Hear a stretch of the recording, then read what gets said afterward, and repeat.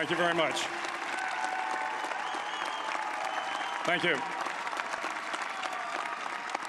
Well, thank you, President Powers, Provost Fenves, deans, members of the faculty, family and friends, and most importantly, the class of 2014. It is indeed an honor for me to be here tonight. It's been almost 37 years to the day that I graduated from UT. I remember a lot of things about that day. I remember I had a throbbing headache from a party the night before.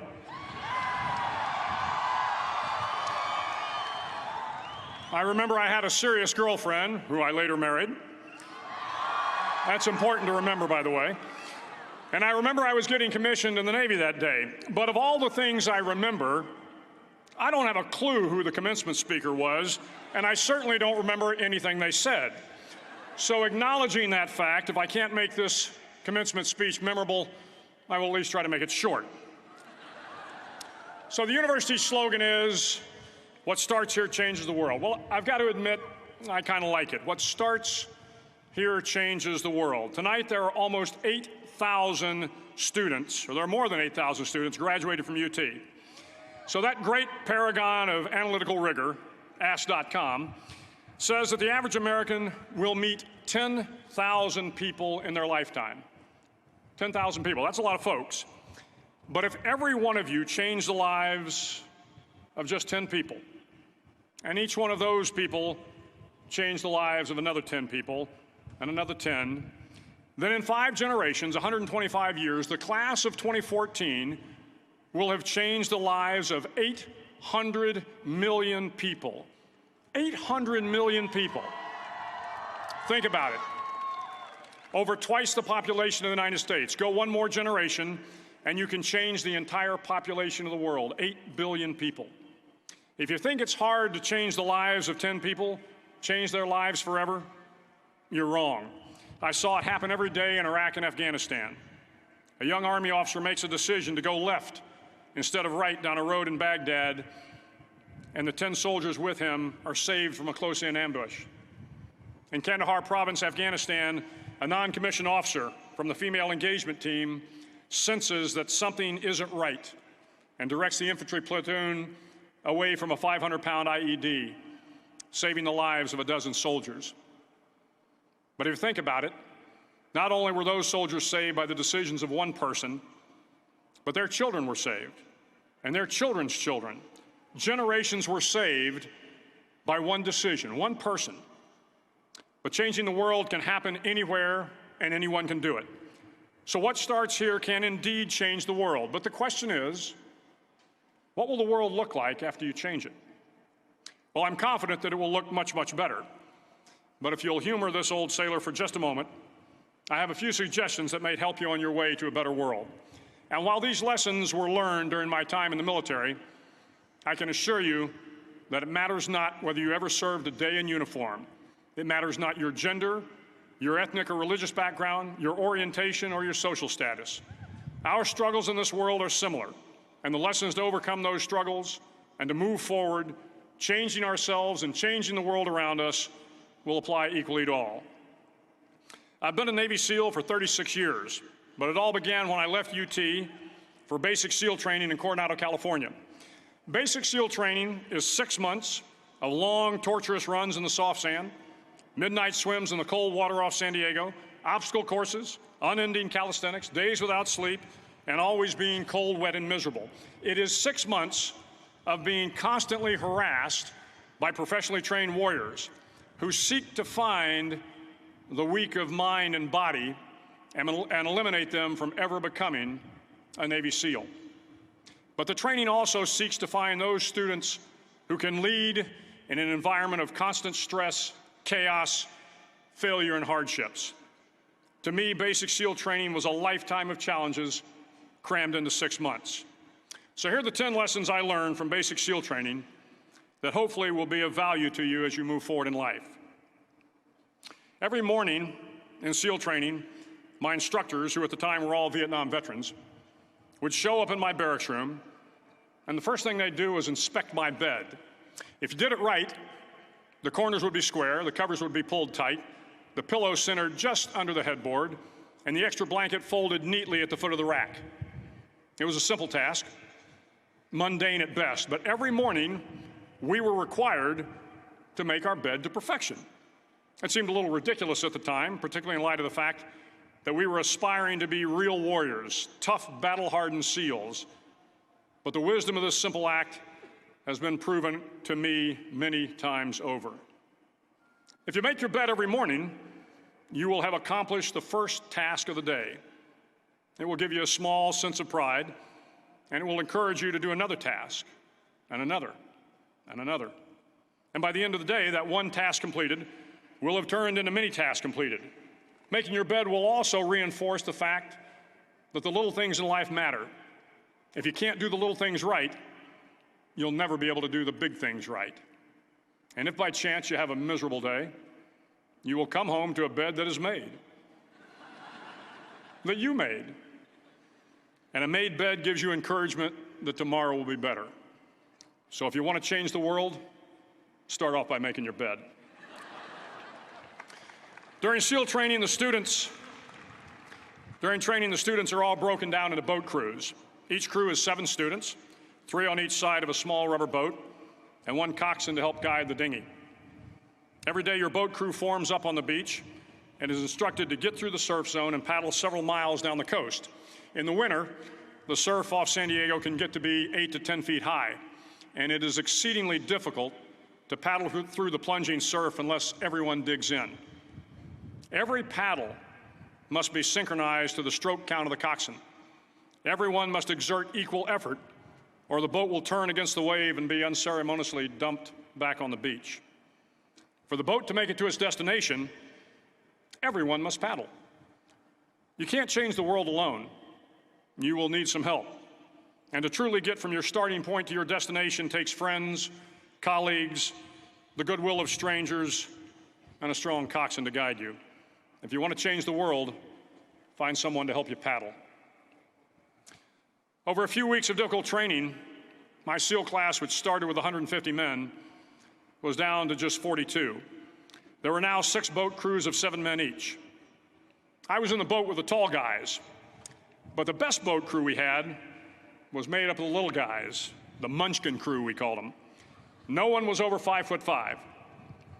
The Munchkin boat crew had 1 American Indian, 1 African American, 1 Polish American, 1 Greek American, 1 Italian American, and 2 tough kids from the Midwest. They out-paddled, outran, and outswam all the other boat crews. The big men in the other boat crews would always make good-natured fun of the tiny little flippers the Munchkins put on their tiny little feet prior to every swim. But somehow these little guys from every corner of the nation and the world always had the last laugh, swimming faster than everyone and reaching the shore long before the rest of us. SEAL training was a great equalizer. Nothing mattered but your will to succeed, not your color, not your ethnic background, not your education, not your social status. If you want to change the world, measure a person by the size of their heart, not by the size of their flippers. Several times a week, the instructors would line up the class and do a uniform inspection. It was exceptionally thorough. Your hat had to be perfectly starched, your uniform immaculately pressed, your belt buckle shiny and void of any smudges. But it seemed that no matter how much effort you put into starching your hat or pressing your uniform or polishing your belt buckle, it just wasn't good enough. The instructors would find something wrong. For failing the uniform inspection, the student had to run, fully clothed, into the surf zone, then wet from head to toe, roll around on the beach until every part of your body was covered with sand. The effect was known as a sugar cookie. You stayed in the uniform the rest of the day, cold, wet, and sandy. There were many a student who just couldn't accept the fact that all their efforts were in vain, that no matter how hard they tried to get the uniform right, it went unappreciated. Those students didn't make it through training. Those students didn't understand the purpose of the drill. You were never going to succeed. You were never going to have a perfect uniform. The instructors weren't going to allow it. Sometimes, no matter how well you prepare or how well you perform, you still end up as a sugar cookie. It's just the way life is sometimes. If you want to change the world, get over being a sugar cookie and keep moving forward. Every day during training, you were challenged with multiple physical events: long runs, long swims, obstacle courses, hours of calisthenics, something designed to test your mettle.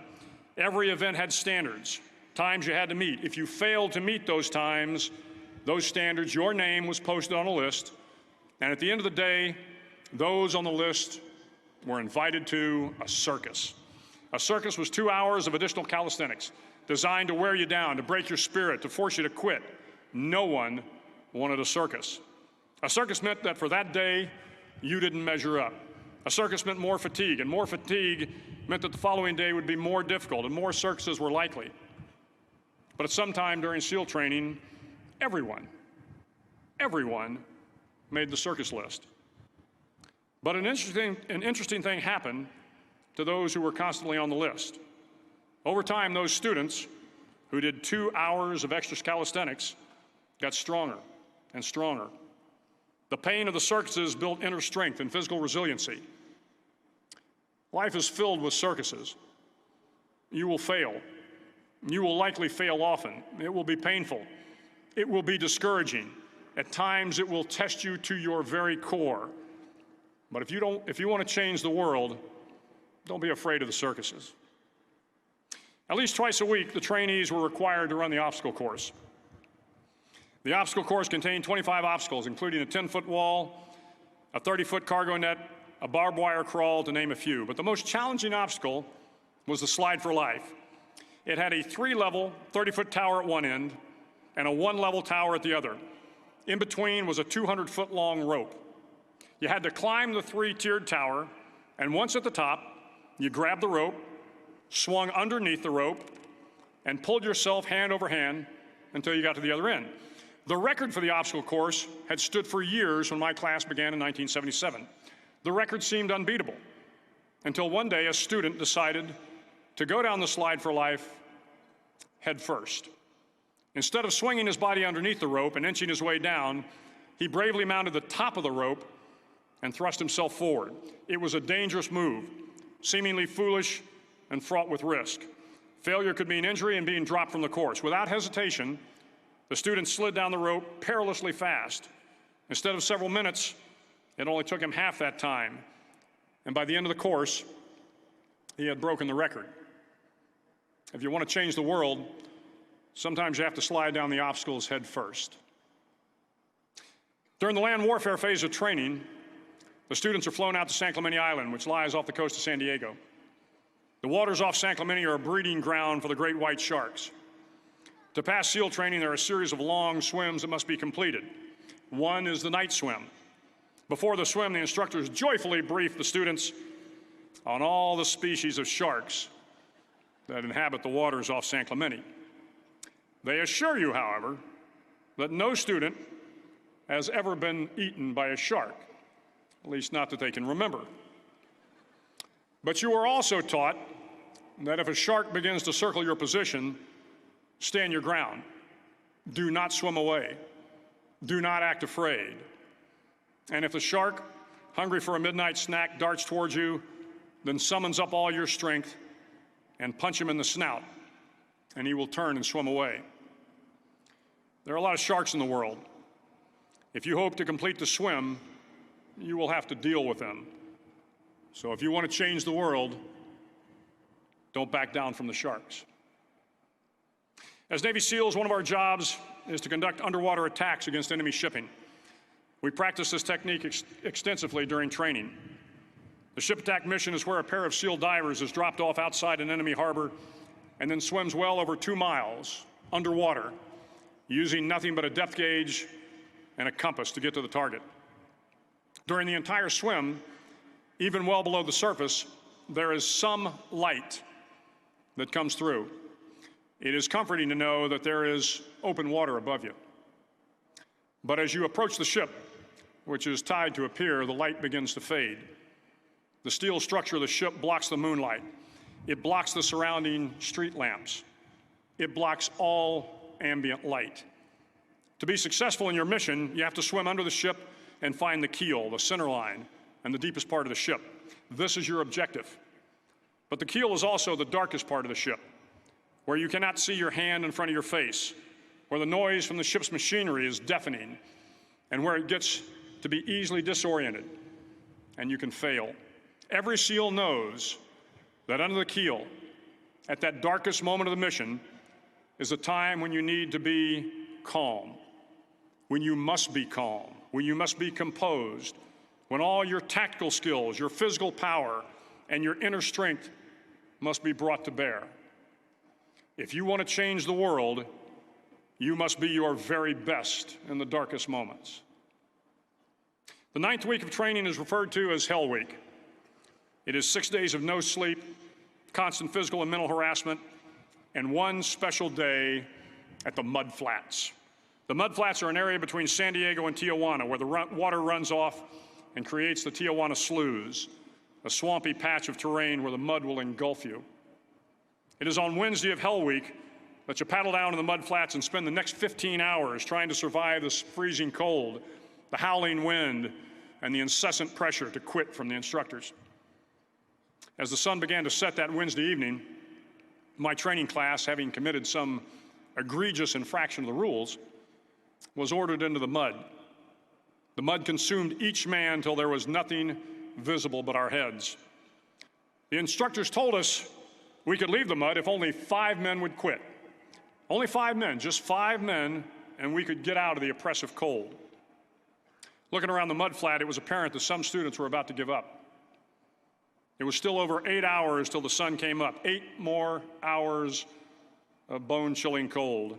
The chattering teeth and the shivering moans of the trainees were so loud, it was hard to hear anything. And then one voice began to echo through the night. One voice raised in song.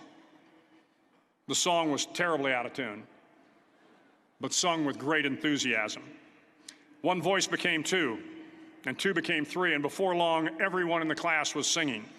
The instructors threatened us with more time in the mud if we kept up the singing, but the singing persisted. And somehow the mud seemed a little warmer, and the wind a little tamer, and the dawn not so far away. If I have learned anything in my time traveling the world, it is the power of hope. The power of one person, a Washington, a Lincoln, King, Mandela, and even a young girl from Pakistan, Malala. One person can change the world by giving people hope. So if you want to change the world, start singing when you're up to your neck in mud. Finally, in SEAL training, there's a bell. A brass bell that hangs in the center of the compound for all the students to see. All you have to do to quit is ring the bell. Ring the bell, and you no longer have to wake up at 5 o'clock. Ring the bell, and you no longer have to be in the freezing cold swims. Ring the bell, and you no longer have to do the runs, the obstacle course, the PT, and you no longer have to endure the hardships of training. All you have to do is ring the bell to get out. If you want to change the world, don't ever, ever ring the bell. To the class of 2014, you are moments away from graduating, moments away from beginning your journey through life, moments away from starting to change the world for the better. It will not be easy, but you are the class of 2014, the class that can affect the lives of 800 million people in the next century. Start each day with a task completed. Find someone to help you through life. Respect everyone. Know that life is not fair and that you will fail often. But if you take some risks, step up when the times are the toughest, face down the bullies, lift up the downtrodden, and never, ever give up. If you do these things, the next generation and the generations that follow will live in a world far better than the one we have today. And what started here will indeed have changed the world for the better. Thank you very much. Hook 'em horns.